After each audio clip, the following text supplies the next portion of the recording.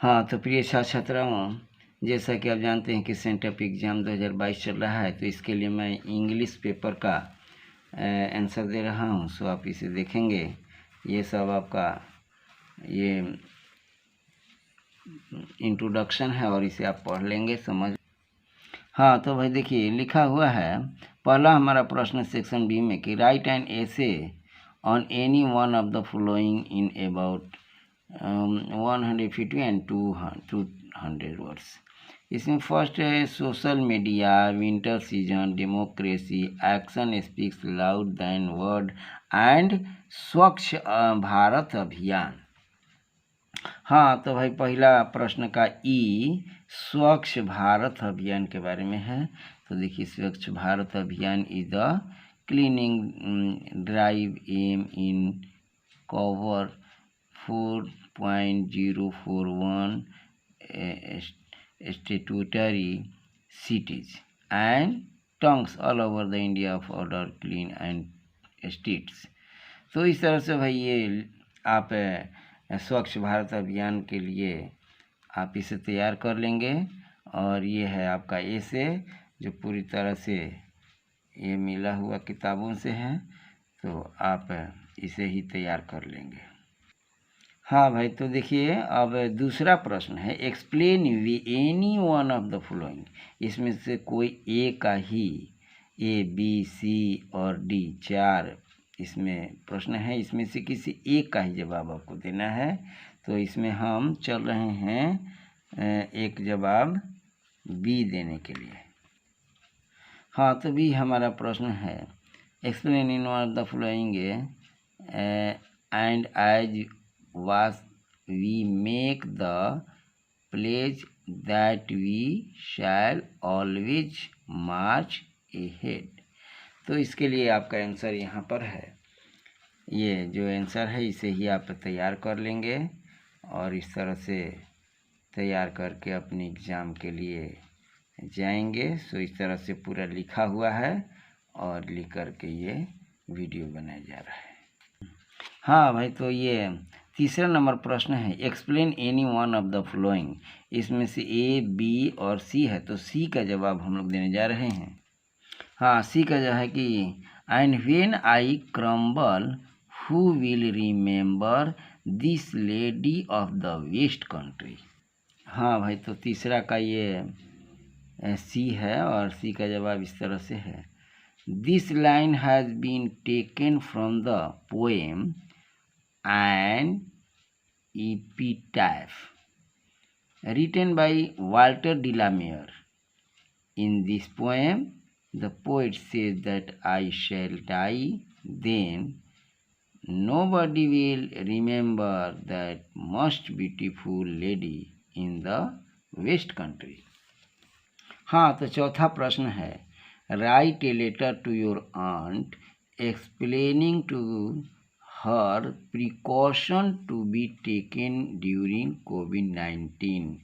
हाँ, तो इसमें अपने चाची के पास लिखना है सावधानियाँ जो कोविड-19 में सावधानियाँ बरती जाती हैं उसके बारे में लिखना है। और में दिया है write a letter to your headmaster for setting up community kitchen in the school premises to feed the poor during कोविड-19। हाँ, तो देखिए भाई चौथा प्रश्न था write a letter to your aunt explaining to her the precaution to be taken during कोविड-19। तो इसको आप चूँकि एग्ज़ाम हॉल में लिख रहे हैं तो इसलिए एग्जामिनेशन हॉल 18/10/2022 यानी इस तिथि को आप अपनी एग्ज़ाम की तिथि भी लिख सकते हैं। जो जिस दिन आपका एग्ज़ाम ये इंग्लिश का हो रहा है उस दिन की तिथि आप दे देंगे तो आप बहुत अच्छा होगा। तो my dear aunt, I received your kind letter and became very glad to read it. My aunt यानी हमने आपका पत्र पाया और पढ़ करके खुश हुआ। माय आंट यू नो, मेरी चाची आप जानते हैं कि द कोरोना वायरस डिजीज यानी कोविड-19 पैंडेमिक के बीच originated in the city of Wuhan यानी वुहान चाइना के वुहान शहर से निकला था।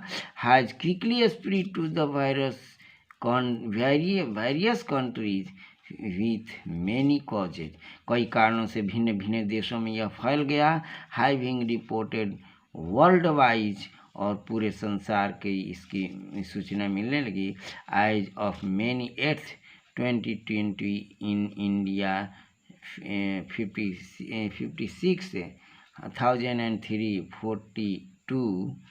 342 positive cases have been reported.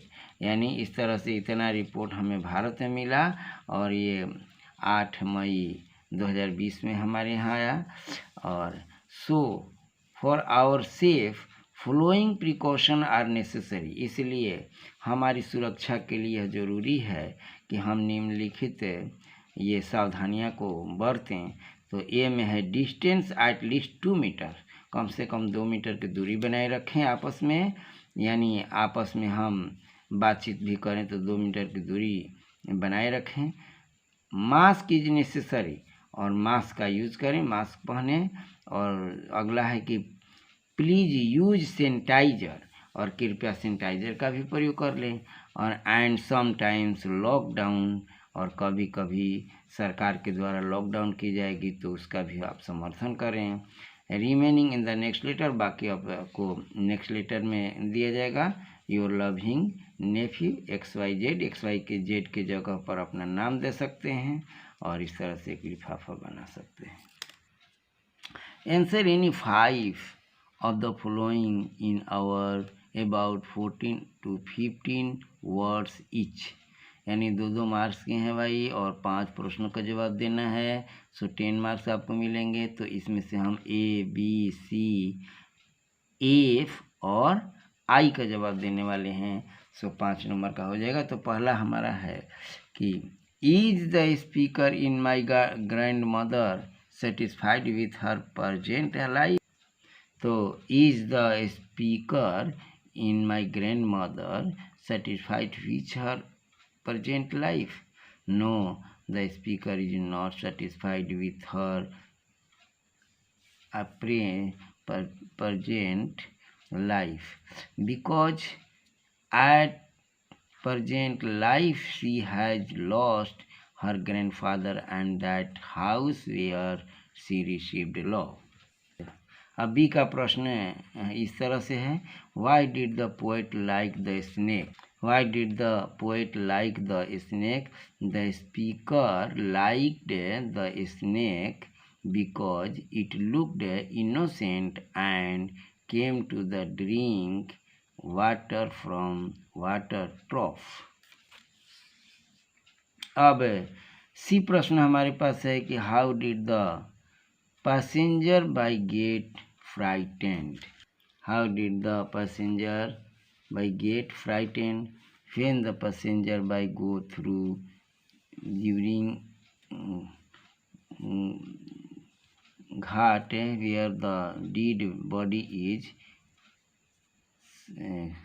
cremated? They seized the red hot embers, still glowing many hours after a dead body has been cremated, which give them the sense of the sometimes like ghost light. Because of that the passenger by get frightened. हाँ भाई, इसमें why did the Sebi's father shout at him? Why did Sebi's father shout at him? Sebi's father shout at him because the Sebi had interrupted the conversation of his father and his friend on baking garden. अगला प्रश्न हमारा F में है, why did सेबीज father? H में ना है जी। अब what realisation led the borrowing? हाँ, तो आई वाला प्रश्न हमारे पास है, name 4 countries where English is used as mother tongue. I में name 4 countries where English is used as a mother tongue. UK, USA, Ireland, Canada is used English as a mother tongue. हाँ, तो भाई लिखा है कि write the summary of any one of the following poems. तो इसमें song of myself. तो छठा प्रश्न का ए का दूसरा है summary of song of myself. तो this poem is written by Walt Whitman. He is well known for free verse poem. He was born in 1819 and died 1892. He was deismed by religion. He also worked on guidance his poetry. Song of Myself, उनकी Song of Myself is the poetry of self-religion which Walt Whitman wrote for himself or people like him. It is based on free rhymes poetry. In his first stanza, the poet tries to persuade the reader that he should also do or think the same what poets is doing or thinking. In the second stanza of the poem, poet tries to outline the importance of self-dependence, and in the last stanza, poet suggested people not to bound themselves with creed and religious through accept all the religion and respect them as you respect your own religion. हाँ भाई, तो 6 प्रश्न का अब D match करना है। Match the name of the poet given in list A with her work in list B. So list A में इस तरह से दिया गया है और लिस्ट बी में इस तरह से दिया गया है, और इसका तो जोड़ा देख लीजिए कैसे लगा हुआ है। मैच कैसे करते हैं, 1 का सी से, 2 का ए से, 3 का ई से, 4 का बी से और 5 का डी से।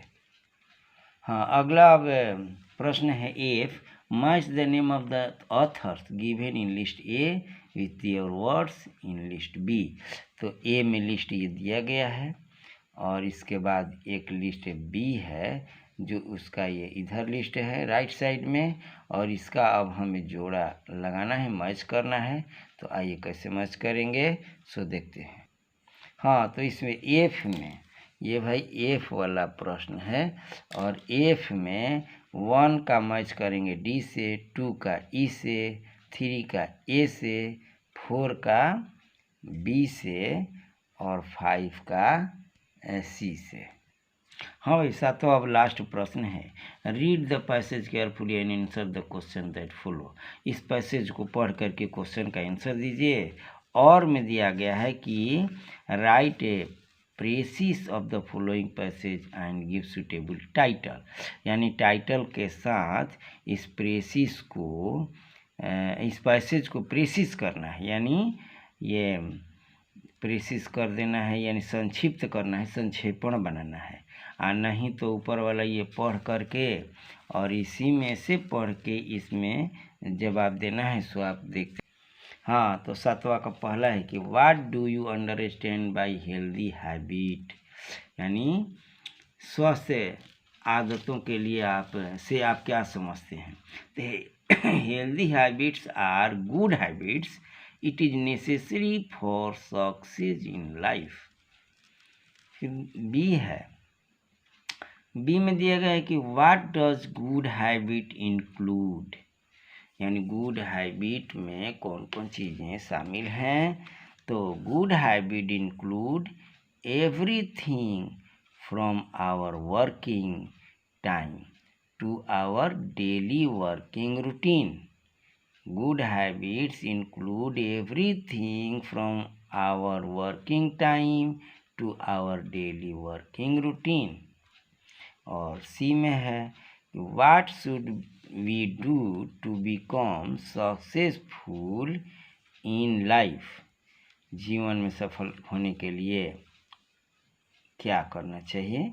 तो we should imbibe good habits and eliminate bad habit to become successful in life, यानी अच्छे आदतों को अच्छी आदतों को सीखना चाहिए, उसे अपने पास रखना चाहिए, बुरी आदतों को छोड़ देना चाहिए और अपनाना चाहिए केवल अच्छी आदतों को ही अपनाना चाहिए। फिर लास्ट में है D, make sentence with the habit successful. बस इसमें हमें हैबिट और सक्सेसफुल ये दो शब्दों पर, दो वर्ड पर सेंटेंस बनाना है। तो आइए हैबिट पर देखिए, वॉकिंग इन द मॉर्निंग यानी सुबह में टहलना इज ए गुड हैबिट, यह एक अच्छी आदत है। फिर सक्सेसफुल पर देख लीजिए, तो सक्सेसफुल के लिए है hard working makes successful in our life. कठिन मेहनत हमारे जीवन में सफलता को लाता है, सफल बनाता है। कठिन मेहनत हमारे जीवन में, कठोर मेहनत हमारे जीवन को सफल बनाता है। हाँ तो भाई अब ये 7 प्रश्न इसमें से पूरे हुए और आप जानते हैं कि इसको बनाने में आप ही के लिए मैं मेहनत करता हूँ। और अगर आप मेरी मेहनत को समझते होंगे तो लाइक करें, सब्सक्राइब करें और साथ साथ अपने दोस्तों को भी इससे फ़ायदे की तरफ आकर्षित करें, उन्हें आमंत्रित करें और उन्हें भी इस तरह से तैयारी करके एग्ज़ाम में जाने के लिए उत्प्रेरित करें। और आप भी इन सभी प्रश्नों को अच्छा से पढ़कर समझकर और इसे अच्छी तरह से याद करके अपने एग्ज़ाम में जाइए, इस पर अभ्यास बनाइए और अच्छा से अभ्यास करके अपने एग्ज़ाम में सम्मिलित हो जाइए। इससे आपको अच्छे से अच्छे अंक मिल सकेंगे। तो धन्यवाद बच्चों।